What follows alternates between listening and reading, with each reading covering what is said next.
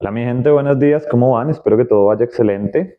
Hoy hasta el lunes Derecho con Nano les voy a iniciar una serie acerca de la ley 1801 de 2016, que es el Código de Policía colombiano.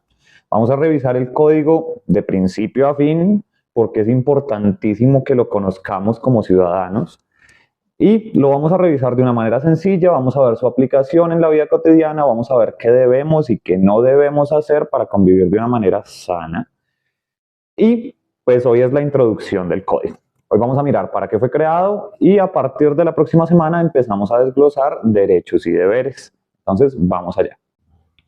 Listo, entonces, primero, para los efectos de este código, se entiende por convivencia la interacción pacífica, respetuosa y armónica entre las personas con los bienes, el medio ambiente y el marco del ordenamiento jurídico. Entonces, este código tiene cuatro categorías de convivencia, que son la seguridad, la tranquilidad, el ambiente y la salud pública. Dentro de estas cuatro categorías existen contravenciones, existen comportamientos contrarios a la convivencia, que es lo que vamos a empezar a desglosar a partir de la otra semana. Esta convivencia tiene 6 funciones principales o 6 finalidades principales que vamos a ver. A saber son: primero, que el ejercicio de derechos y libertades sean garantizados y respetados en el marco de la Constitución y la ley. Segundo, que los deberes contenidos en la Constitución y la ley deben ser cumplidos conforme la regulación de las normas de convivencia, en este caso el Código de Policía. Tercero, el respeto por la diferencia. Debemos entender que todas las personas son diferentes y que esto es algo que debemos respetar. Cuarto, es la resolución pacífica de los desacuerdos que afecten la convivencia. El quinto es la convergencia de los intereses personales y generales para promover un desarrollo armónico. ¿Esto qué quiere decir?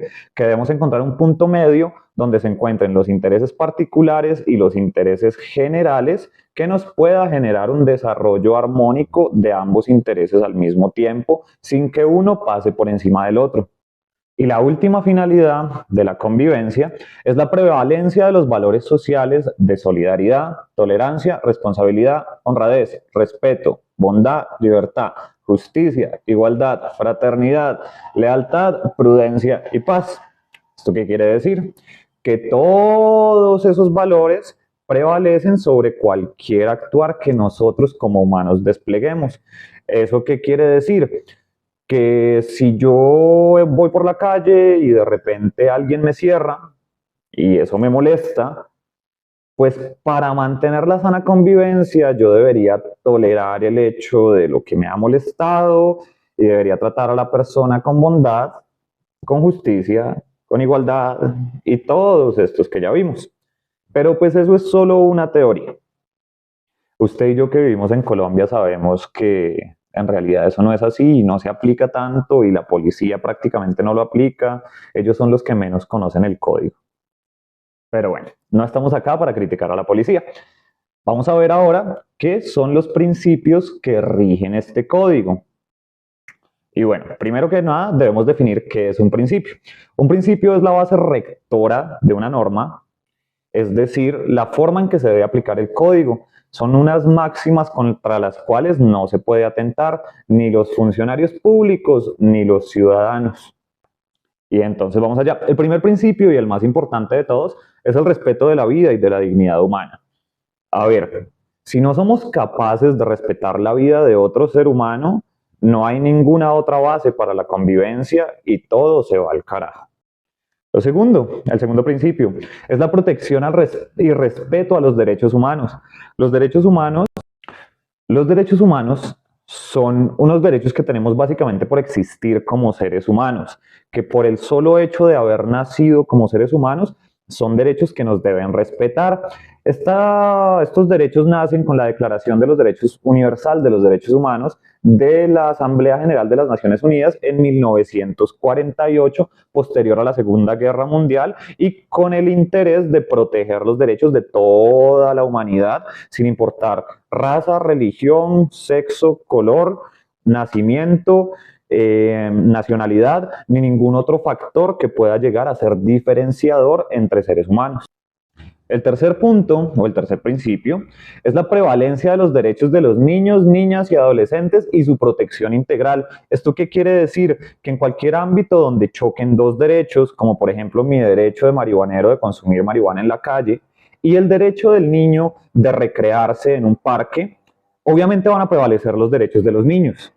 En este orden de ideas, yo como marihuanero no puedo decir que tengo derecho a ir a fumar a un parque que es exclusivamente para el entretenimiento de los niños, mientras este esté siendo usado y yo pueda afectar sus derechos como niños, niñas o adolescentes.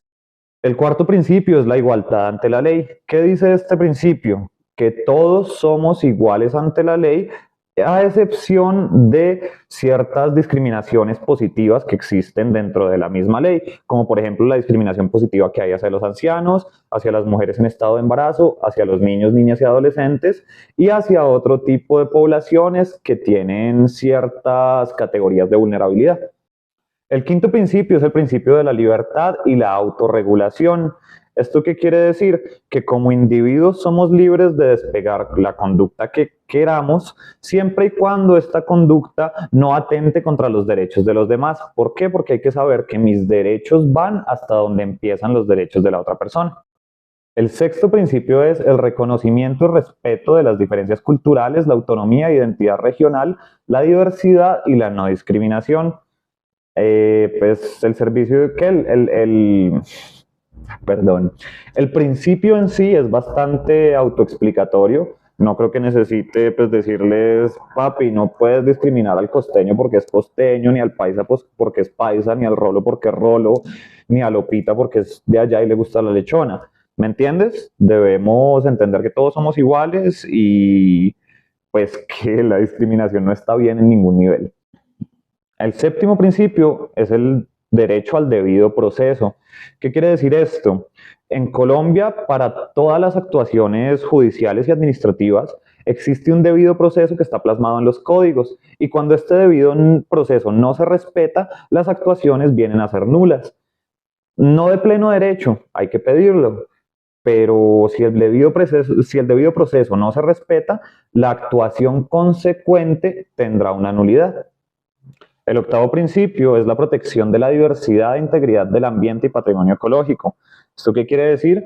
Que todas las actividades que desplieguen los particulares y los funcionarios públicos deben estar orientadas a la protección y cuidado del medio ambiente y de los bienes culturales y patrimonio ecológico, como por ejemplo Caño Cristales, como por ejemplo el Parque Simón Bolívar.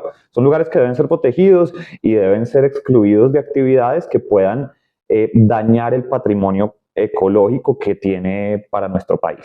El noveno principio es la solidaridad, en el entendido de que pues para tener una convivencia sana debemos intentar ser lo más solidarios posibles con nuestro prójimo y entender que muchas veces las actividades que se despliegan no se deben hacer, pues, en teoría, desde el egoísmo, sino desde la solidaridad y mirando a ver cómo podemos estar siempre aportando y ayudar. El décimo principio, que es la solución pacífica de las controversias y desacuerdos de los conflictos, que pues es eso, papi, no se den la jeta con el otro para arreglar el problema, solucionémoslo hablando. El principio número 11, que es el respeto al ordenamiento jurídico y a las autoridades legalmente constituidas, básicamente por vivir en este país y por pagar la suscripción al país de Colombia, debemos respetar también las leyes y a los funcionarios públicos y a las autoridades que se encargan de su aplicación y de su ejecución. Ahora, el principio 12 es uno de mis principios favoritos porque este principio nos permite moldear y malear de unas maneras increíbles la ley y utilizarla muchas veces a nuestro favor. Este principio dice que Los medios y medidas correctivas de policía deben ser proporcionales y razonables atendiendo a las circunstancias de cada caso a la finalidad de la norma. Por lo tanto, se debe procurar que la afectación de derechos y libertades no sea superior al beneficio perseguido y evitar todo exceso innecesario. ¿Esto qué quiere decir? Que en casos donde la afectación no es tan grande, las medidas correctivas deben ser mínimas. Que en caso de que los derechos que se estén ejerciendo, ya sea de una manera incorrecta, no afecten en medida proporcional a la acción correctiva que se quiere poner, pues esta acción correctiva deberá ser menor. Les voy a poner un ejemplo.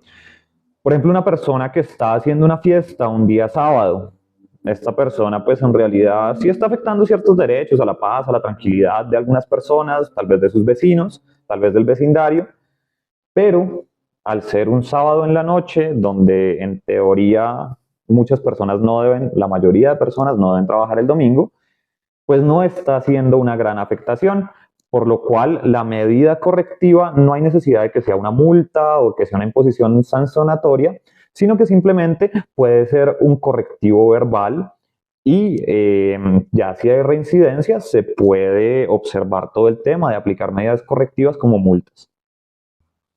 Y es muy bonito porque tiene una simbiosis con el principio rector número 13, que es la necesidad.